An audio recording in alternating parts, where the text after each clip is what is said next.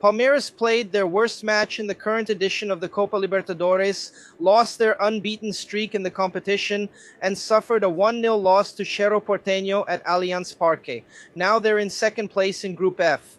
There are a few minutes left in the match between Junior and Sporting Cristal, but the Colombian team is beating the Peruvian team 3-1, so it's likely that Palmeiras will finish this round, this fifth round of the Libertadores group stage, in second place.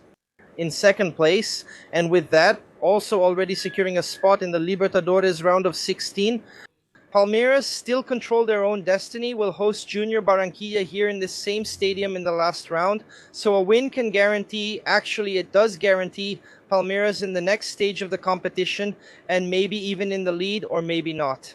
Now, on the field, another very poor performance by the Palmeiras team, especially in the midfield, right? Palmeiras had a lot of difficulty. They had trouble creating plays, and once again, Abel Ferreira's system with three midfielders didn't work. If the intention was to crowd the midfield, Palmeiras once again lost control of that area. As for the rest, Abel Ferreira, already trailing after Junior Barranquilla scored the match's only goal, he pushed the team forward in the first minute of the second half. He explained that when he's behind on the scoreboard, he prefers to play out from the back with three men, so he chose to make that change. Jair on the right, he thought the team was more offensive, and the ones who ended up playing the ball out from the back were both Gomez and Emiliano Martinez and Murillo. Then, in the final minutes, Abel Ferreira went all out, put Gustavo Gomez back as a striker, and so on. Palmeiras tried to equalize by putting on the pressure, but couldn't do it. Flaco Lopez still had an unbelievable chance, and then Luis did too. Yeah, another match where Palmeiras didn't really do enough to deserve the result, and this time it ended in defeat. They had been unbeaten for 17 games in the season until then. Now, with this defeat, Palmeiras loses their unbeaten streak. They hadn't been beaten since the match against Vasco right after winning the Campeonato Paulista title. We know that on that occasion, Palmeiras played with a heavily rotated lineup with a lot of reserves. So now with their main squad, Palmeiras has lost again. And during Cerro's press conference, the rival coach also gave a lot of credit to Abel Ferreira's work. He once again emphasized that, yes, it's quite impressive to have the same coach leading the same club for 5 or 6 seasons. He praised Palmeiras soccer and said no one leads the Brazilian championship by chance. But the truth is that he really wanted to give the credit, the glory to a Cerro Porteño victory rather than actually praise Palmeiras' work. Now Palmeiras is shifting focus to the match against Flamengo.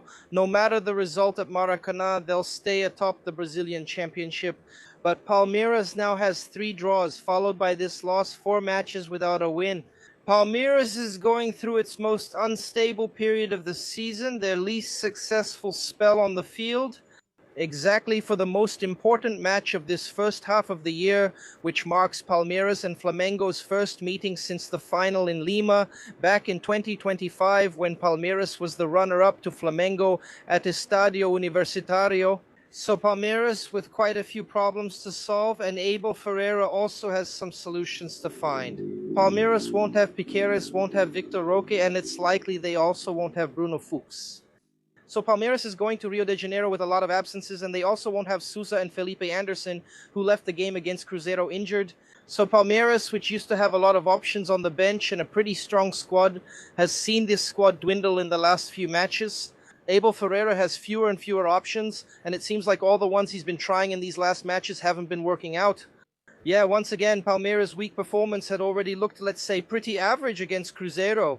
Against Cruzeiro, they didn't exactly play badly. It's a good team, but once again, Palmeiras couldn't impose themselves. Yeah, it's no wonder they spent what they did in the last transfer window on Aras and Marlon Freitas. They had the overhaul in 2025, so there aren't many excuses for Palmeiras, who now also have the fully renovated pitch at Allianz Parque. It's time to play football. It's time for Abel Ferreira to find these solutions, and most importantly, for Palmeiras to give answers on the field. There are 3 more matches before the break for the World Cup. In the last match against Chapecoense, Abel Ferreira won't have the called-up players, leaving Palmeiras with very little time. Afterwards, there will be plenty to work on at Academia de Futebol with those not going to the World Cup. But there are few games left to respond to fans who began booing the team again at Allianz Parque, and understandably so. So, did you like this video?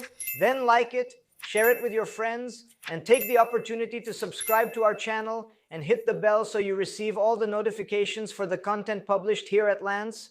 And